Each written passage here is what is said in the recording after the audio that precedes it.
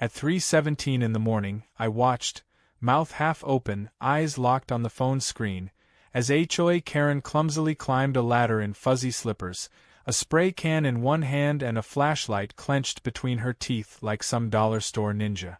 She wasn't robbing me, no. She was spray painting over my security cameras, on live stream, to the sheriff, while narrating her petty vengeance out loud like a villain in a bad soap opera.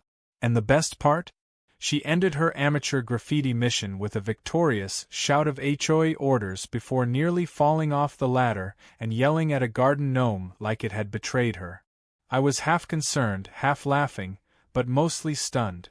Because what she didn't know was that the cameras she thought she disabled were still rolling, sending everything directly to the sheriff's office in 4K, with crystal clear audio and a face full of evidence. It hadn't always been like this. There was a time when Karen was just another cranky neighbor with a collection of ceramic cats in her window and a diet soda in each hand. Sure, she muttered about fences and landscaping, but it was manageable. Then she got herself voted in as the HOA compliance officer, unopposed, naturally, because no one else wanted the job. And that's when everything started spiraling into madness. My house became her pet project.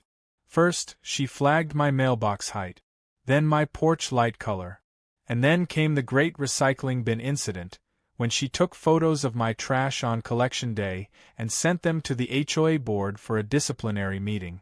The real tension began when I installed motion sensor floodlights and a professional security camera system around the property. We'd had 2 break-in attempts in 3 months, and my wife Jess had been home alone during one of them. That was enough for me to say no more. I upgraded everything: infrared, cloud-based storage, even a backup power relay. Karen saw this as a declaration of war. She said the lights gave her dog anxiety, that the blinking red recording LED was a visual attack, and that I was trying to turn the neighborhood into a prison yard. I explained calmly that it was for safety, even showed her the police report from the attempted burglary. But that just made her angrier. Her eyes squinted. She called it fake. Said I probably staged it to get more attention. I filed the HOA paperwork for the installation anyway and got it approved. But Karen wasn't done. Over the next week, she began circling my property at night, muttering into her phone, pretending to inspect sidewalk cracks or count squirrels. One night I caught her on camera measuring the angle of my front-facing floodlight with a tiny protractor.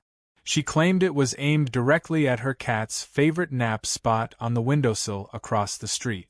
I sent that clip to the board. They laughed. Karen doubled down. That brings us to last night, or rather, early this morning. I was sound asleep when my phone buzzed with a live stream alert. The system flagged unusual motion in Zone 3, which faces the front gate. Still groggy, I opened the app and there she was. Karen, dressed like a deranged ninja librarian, dragging a step ladder up my driveway and looking over her shoulder like she was about to defuse a bomb. I blinked twice. Was this real? Then she took out the can of spray paint and looked up straight at the lens. Her face was clear. Her voice even clearer. "This'll show him," she hissed. "No one blinds my dog with light pollution." I warned him. Then the nozzle hissed to life, blasting the lens with thick black paint. She laughed maniacally, then paused, sprayed again for good measure, and tagged the side of the box with the words HOA orders in a slanted, messy scrawl. She stepped back, proud of her art. And then she slipped. Her foot hit the edge of the ladder, and she tumbled off the last 2 rungs, landing in my flower bed and crushing 3 marigolds and a solar garden light. She sat up groaning, slapped the gnome beside her, then limped away muttering something about lawsuits and privacy. By the time I finished watching the stream, my phone rang again. It was Deputy Haskins from the county sheriff's department. He was laughing so hard I had to wait 10 seconds for him to catch his breath. "Jordan," he said, "I just watched your psycho neighbor spray paint your cams on our department feed. That's gotta be a first." I confirmed what he saw, forwarded him the full-resolution video, and 10 minutes later, the deputies were at Karen's door. I pulled up the feed on my front door camera to watch her expression. She opened the door smugly, bathrobe on, steaming coffee cup in hand. The moment she saw Haskins and the footage on his tablet, the color drained from her face. "That's not me," she snapped. "It's literally you," Haskins replied. "You said your name 3 times on camera. And yelled HOA orders." "It was satire," she tried. "They cuffed her right there on the porch. She started screaming about conspiracy, about her rights, about how she was trying to protect the neighborhood from surveillance abuse. She kicked over her own potted plant and accused it of being a spy device. Neighbors started peeking out their windows. A few even applauded. The whole thing felt surreal. That should have been the end of it. Arrest, court appearance, maybe a fine. But no. Karen wasn't done. Not by a long shot. Less than 24 hours after being taken away in a cruiser, she was out on bail and already back on our neighborhood group chat, posting a grainy image of my backyard camera with the caption, "Warning, local cyberstalker alert." Then she filed a complaint with the HOA accusing me of violating her privacy and demanding the immediate removal of all security equipment from my property. She claimed the paint was an act of civil disobedience against tech tyranny. I laughed at first. But then came the power outage. The next night, someone had tampered with my outdoor breaker box, tripped all my exterior power, took out the cameras temporarily, and fried the Wi-Fi relay mounted to the fence. They didn't know I had a secondary power source and wireless backup hidden in the attic. I still got footage. This time, of a hooded figure sneaking along the back wall with a pair of pliers and a flashlight wrapped in red cellophane. The sheriff confirmed it wasn't Karen but someone else. Another neighbor maybe. Possibly someone working with her. That's when it hit me. This wasn't just Karen losing her mind. This was coordinated. This was personal. And if she was willing to do this over some lights and a few cameras, what else was she hiding? I had no idea that the rabbit hole I just stumbled into went far deeper than a petty neighborhood spat. And I sure didn't expect what would come next. An HOA board implosion, embezzlement charges, and a scandal that would end with a drone, a courtroom, and Karen scrubbing graffiti off city walls in a neon vest that read Vandalism Rehab Volunteer. But for now, I just set my camera system to record in high resolution, leaned back in my chair, and hit save on the video. I had a feeling I'd need it again. Very soon.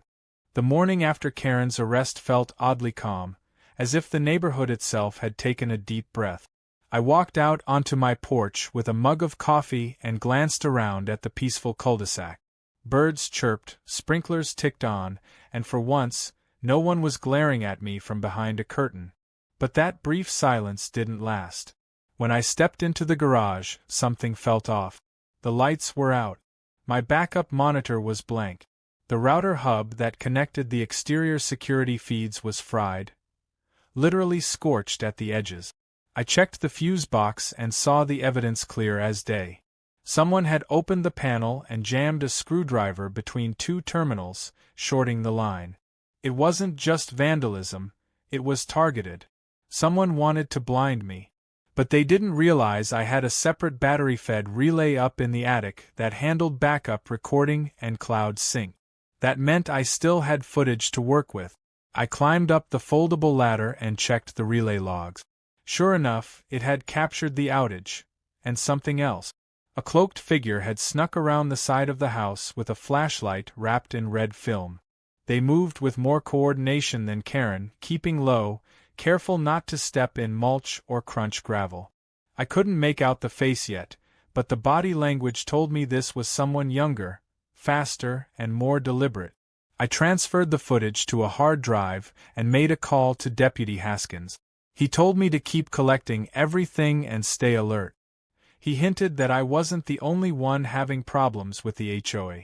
Later that day, I heard a knock at the door. I opened it to find Greg Marsh, the HOA board's vice president and one of Karen's closest allies. Greg was a balding man with a permanently sweaty brow and the energy of a malfunctioning vending machine. He offered a forced smile and a clipboard. "Routine neighborhood electrical inspection," he said, way too casually for someone standing on my porch 12 hours after a break-in attempt. There's no such thing, I said. And even if there were, you'd need a city permit, which I assume you don't have. He blinked. Well, I mean, we're just checking on some of the power boxes that feed community lights. Yours happens to be near one, and Karen mentioned you've got a lot of gear installed. I shut the door in his face without another word and immediately checked the front-facing cam. He didn't leave. He lingered on the driveway, texting someone. That's when I knew this wasn't just HOA drama anymore. It was a coordinated attempt to disable my security infrastructure. Why? That part one didn't know yet. But I was going to find out. That evening, I made a trip to my old buddy Mark's house. Mark used to be a wildlife photographer but now works installing trail cams and hidden monitoring setups for parks and conservation agencies. I told him the gist of what was happening, and he loaned me 5 motion-activated trail cams, complete with night vision and silent shutters. I placed them around my property in the hedges, under the mailbox, even behind the lattice near the AC unit. Karen and her cronies wouldn't see them coming. My house was about to become the best documented property in the state. Just 2 nights later, the cameras paid off. Around 2:40 a.m., 2 figures crept up to my backyard fence. One was clearly Greg. The other was shorter, wore a ball cap, and had a backpack full of tools. They whispered about removing the infrared poles and disabling the motion sensors. Greg said something that made my skin crawl. Karen said the footage needs to go before the board meeting. No more surprises. That one sentence told me everything. They were scared. The footage of Karen's vandalism wasn't just embarrassing, it was threatening to expose something much bigger. Possibly illegal. I took the clips, stitched them together, and created a time-stamped reel with clean audio. Then I drove straight to the sheriff's department with a copy. Haskins didn't even blink. He'd already been building a file. He showed me a folder full of complaints from other residents about selective fines, harassment, unapproved fund allocations, and even missing budget money. Karen's HOA reign had not only been petty, it had been criminal. Later that week, the HOA board held an emergency meeting at the community center. I went bodycam hidden on my chest, just in case. The room was packed with concerned residents. Greg stood up at the front with a smug look, flanked by 2 other board members. Karen, surprisingly, wasn't present. Greg opened with a passive-aggressive statement about certain residents stirring up paranoia with baseless allegations and overuse of surveillance equipment. He proposed a motion to ban any private camera system that recorded beyond one's immediate property line, citing privacy concerns. The irony would have been hilarious if it wasn't so sinister. I waited until they called for votes, then stood up and addressed the room. I calmly explained what had happened over the last week. The sabotage, the attempted break-in, the video evidence, and then I handed a flash drive to a tech-savvy neighbor, who plugged it into the projector. The footage played across the screen, Greg and his accomplice sneaking onto my property, whispering about destroying evidence. The room erupted. Gasps, murmurs, outrage. People began shouting at Greg, demanding explanations. And then the real twist came. Just as Greg tried to deflect with legal jargon, Deputy Haskins walked into the meeting with 2 other officers and a plainclothes investigator. They served Greg with a court summons and announced that the HOA board's authority was being suspended pending an investigation into misuse of funds and criminal conspiracy to destroy private property. Greg looked like he might pass out. The other board members tried to backpedal, saying they had no knowledge of Karen's actions. But Haskins smiled and said, "We've got emails. You'll each have your chance to explain." The meeting ended in chaos. Greg was escorted out. The residents started forming groups to discuss new leadership.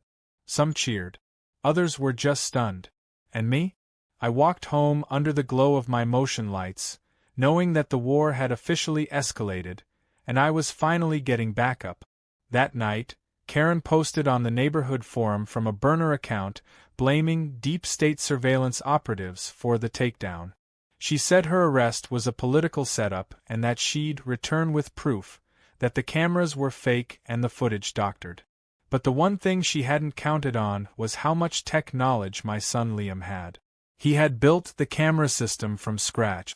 Every frame, every timestamp, every encrypted stream was rock solid and tamper-proof. And soon, he'd play a critical role in proving it all in court. But for now, I focused on preparing.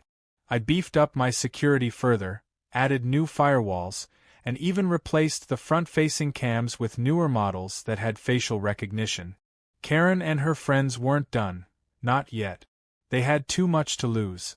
And I had a feeling that the deeper I dug, the more rot I'd find in the HOA's foundation. The cameras weren't just catching criminals anymore. They were exposing a system built on lies, abuse of power, and a woman who thought spray paint could erase the truth. The return of Karen was not quiet, not subtle, and certainly not remorseful. After just 3 days out on bail, she rolled back into the neighborhood like some villain out of a bad sitcom, except this time she came equipped with prop. Her first move was to post giant laminated flyers across mailboxes, street lamps, and even trees, each one featuring an unflattering, heavily filtered photo of me with red letters reading "Warning, Neighborhood Surveillance Abuser." She used phrases like digital dictatorship and privacy tyrant, calling my security system a threat to civil liberty and suggesting that my cameras were being used to spy on children and pets. Ironically, in doing so, she was caught on camera stapling one of those flyers directly over my private mailbox, which is a federal offense. She also recorded a video of herself standing in front of my house, arms crossed dramatically, claiming I was violating her electromagnetic boundaries by operating devices that interfered with her body's energy field. She called herself an electromagnetic rights activist and warned that she'd sue me if I didn't take down every single camera within 72 hours. I didn't respond. There was no point.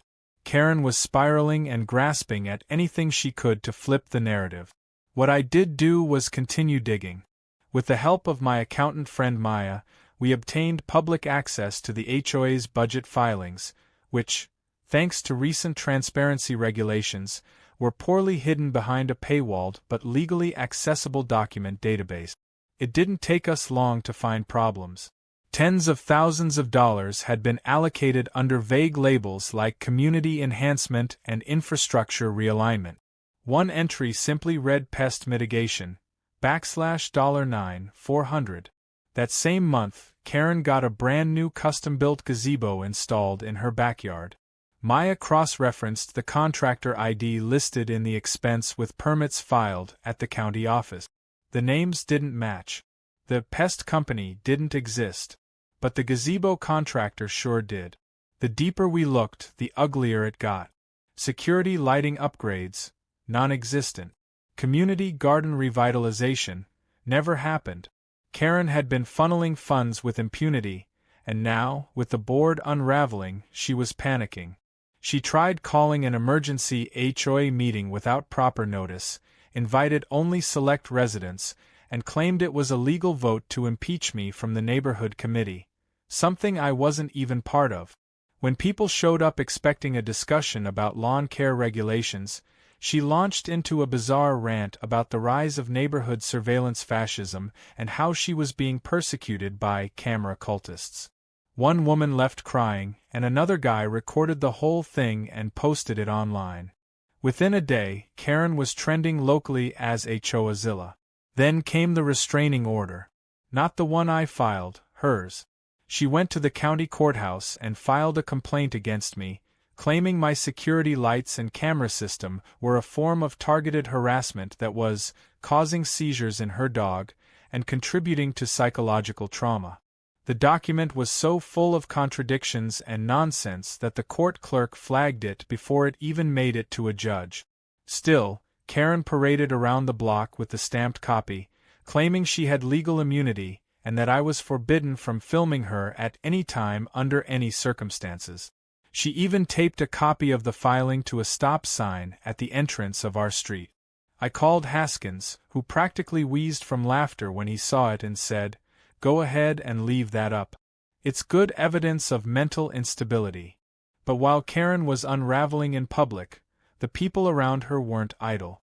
Greg, the same HOA board member caught on my trail cam, went quiet for days.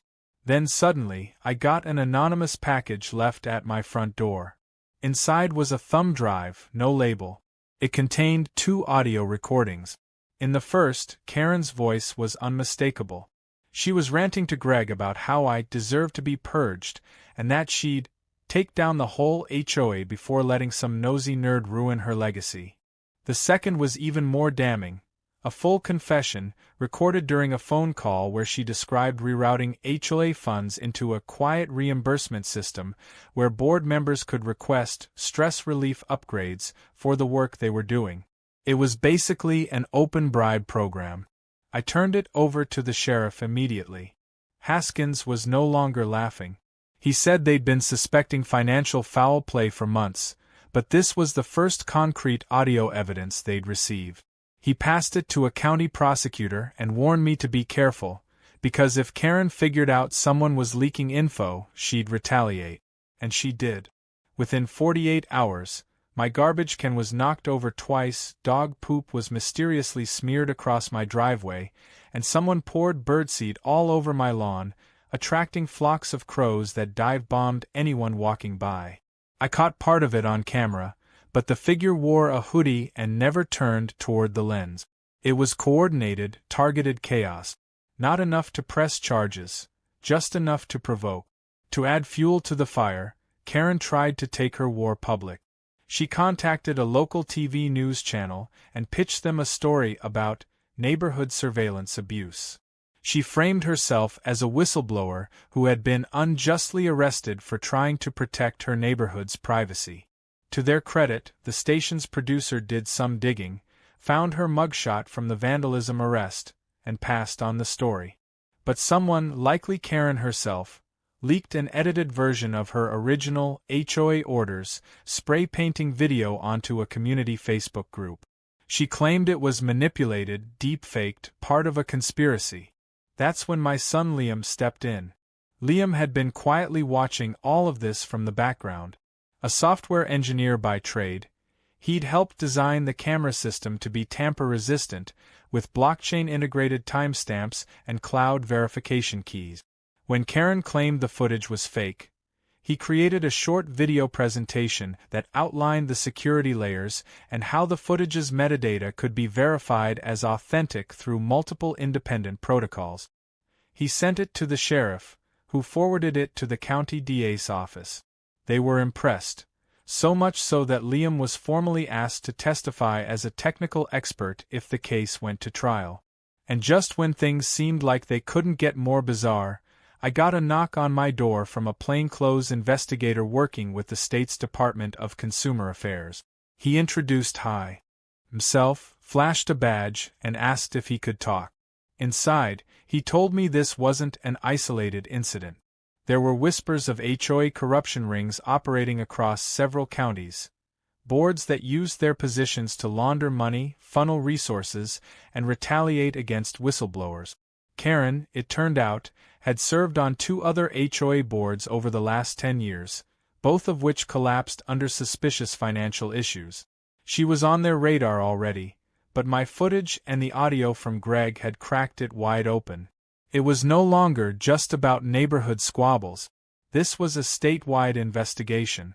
I had accidentally found myself at the center of an HOA corruption scandal, with my property as ground zero. The state investigator warned me to be vigilant. People like Karen didn't go down quietly. They tried to smear you, trap you, or scare you into silence. But he also said something else, something that stuck with me. She's loud, yes, but she's sloppy. And thanks to your cameras, we finally have something she can't wriggle out of. That night, I stared at the camera feeds like I was watching a movie unfold in real time. Only this wasn't a movie. This was war. But the tide was turning. Karen had gone from HOA tyrant to a desperate fraud queen clinging to a collapsing empire. And no matter how many flyers she posted or lawsuits she tried to fake, the truth was already out there. Recorded, verified, time-stamped, and quietly streaming to a growing audience far beyond our little cul-de-sac. The first day of the trial felt like a scene out of a surreal courtroom drama that nobody had asked for. Karen walked in wearing a pastel suit 2 sizes too bright and a pair of oversized sunglasses like she was stepping into a press conference instead of facing felony charges. She smiled at the local reporters hovering near the courthouse steps and waved as if they'd all come to support her instead of report on her public implosion. Meanwhile, I stood quietly with Liam and Maya outside the courtroom doors, holding a stack of documentation, hard drives, and sworn affidavits that painted an entirely different picture. One not of a misunderstood activist but of a petty tyrant who mistook an HOA for her personal kingdom. Inside the courtroom, the mood was tense. Karen's lawyer, some eager, theatrical guy named Vincent Dale, tried to paint her as a misunderstood whistleblower fighting against surveillance overreach. He called her the Erin Brockovich of the suburbs in his opening remarks, which made several people in the gallery laugh under their breath. The prosecutor, however, didn't waste time. She began by playing the now infamous footage of Karen spray painting my security cameras, audio and video synced and authenticated. The moment Karen's voice echoed across the courtroom yelling HOA orders, even the bailiff raised an eyebrow. Her lawyer objected, claiming the footage was potentially manipulated, but that opened the door perfectly for Liam. Liam took the stand with the kind of calm precision only a tech engineer could deliver. He walked the jury through the camera system's architecture, the encrypted timestamp logs, the live feed synchronization to 3 independent cloud services, and how all of it had redundant verification. He even demonstrated how any alteration of the footage would trigger a fail-safe checksum mismatch and immediately flag the file. Karen's lawyer tried to challenge him, suggesting that as my son, he had a bias. But Liam shut him down with professional certifications, third-party audit logs, and a live demo right there in the courtroom. The defense visibly wilted. The judge, a no-nonsense woman with a sharp gaze, didn't look impressed with Karen's antics either. Especially not when the prosecution unveiled the audio files I had received from Greg, the ones where Karen described funneling HOA funds for her personal benefit. She denied the voice was hers at first, until a forensic analyst confirmed a voice match with over 95% certainty.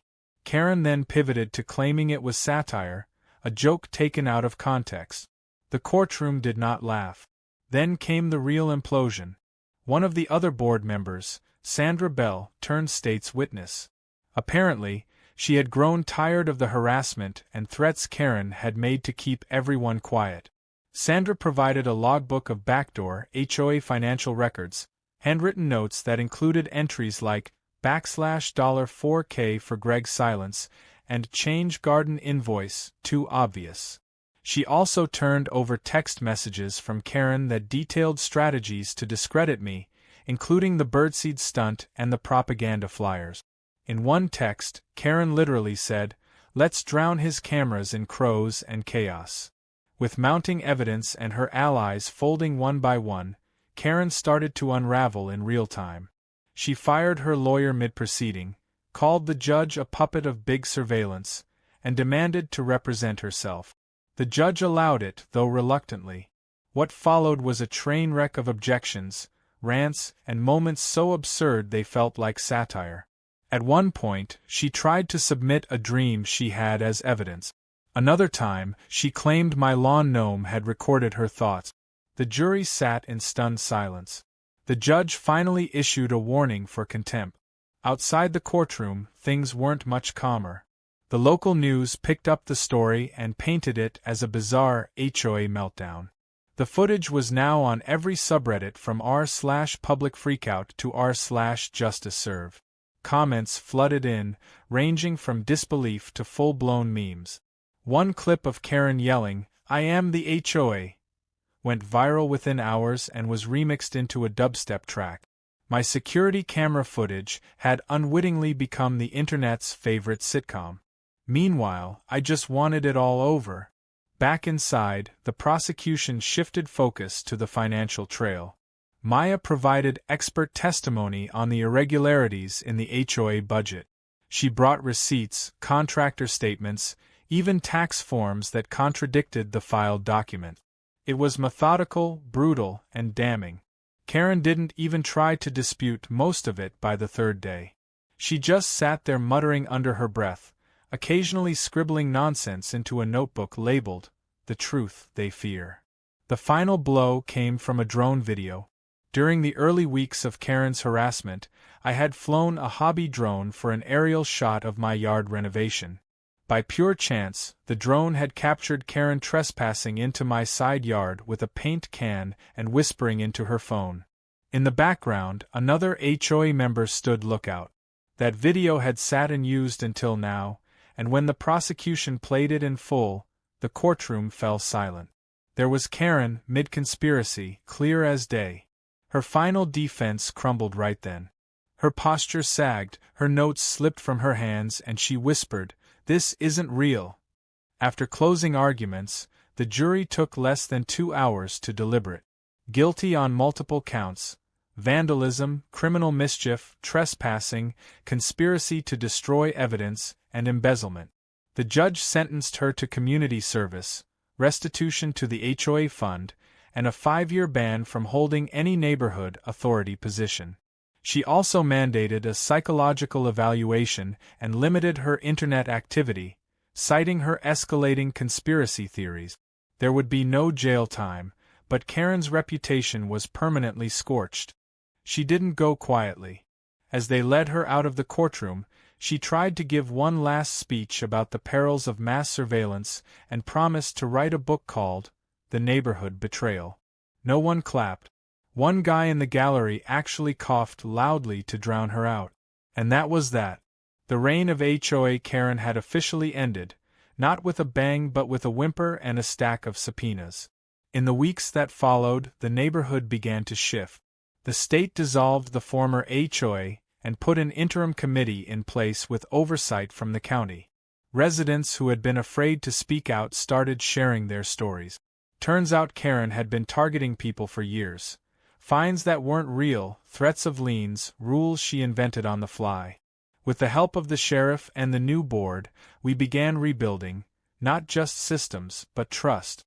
The most satisfying moment came one sunny afternoon when I saw Karen out by the highway exit ramp in a neon orange vest, scrubbing graffiti off a cement wall. It wasn't mine, of course. But it was poetic. She spotted me in my truck, and for a second I thought she'd scream. But she just looked away, scrubbing harder. I gave a small wave and drove off, the chorus of the remix playing in my head. I am the HOA.